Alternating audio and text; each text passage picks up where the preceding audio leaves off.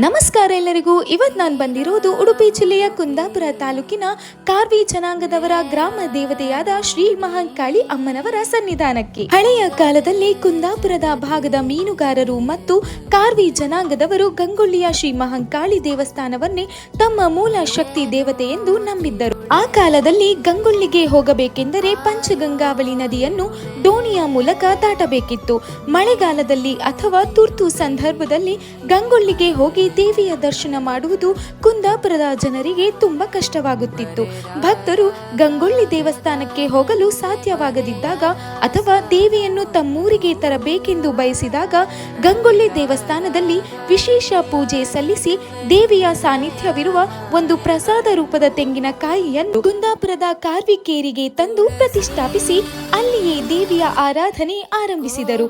ಹೀಗೆ ಗಂಗೊಳ್ಳಿ ದೇವಿಯ ಅಂಶವೇ ಇಲ್ಲಿಗೆ ಬಂದು ನೆಲೆಸಿತು ಎಂಬುದು ಜನರ ನಂಬಿಕೆ. ಕುಂದಾಪುರದ ಮಹಾಂಕಾಳಿ ಅಥವಾ ಕರಾವಳಿಯ ಶಕ್ತಿ ದೇವತೆಗಳ ಇತಿಹಾಸವನ್ನು ಗಮನಿಸಿದರೆ ಒಂದು ಕಾಲದಲ್ಲಿ ಅತ್ಯಂತ ಉಗ್ರ ರೂಪದಲ್ಲಿದ್ದ ದೇವಿ ಈಗ ಶಾಂತ ರೂಪದಲ್ಲಿ ನೆಲೆಸಿದ್ದಾಳೆ. ಹಿಂದೆ ದೇವಿಯನ್ನು ತೃಪ್ತಿಪಡಿಸಲು ಮಾಂಸಾಹಾರ ಮತ್ತು ಬಲಿ ನೀಡಲಾಗುತ್ತಿತ್ತು.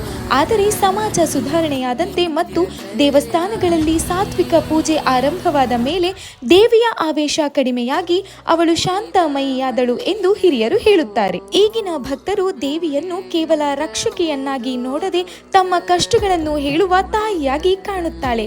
ತಾಯಿ ಎಂದ ಮೇಲೆ ಅವಳು ಶಾಂತಳಾಗಿರಬೇಕು ಎಂಬುದು ಭಕ್ತರ ಆಶಯ. ಇಲ್ಲಿ ದೇವಿಗೆ ಮಾಡುವ ಹೂವಿನ ಅಲಂಕಾರ ಮತ್ತು ಕುಂಕುಮಾರ್ಚನೆ ಅತ್ಯಂತ ಶೋಭಾಯಮಯವಾಗಿರುತ್ತದೆ.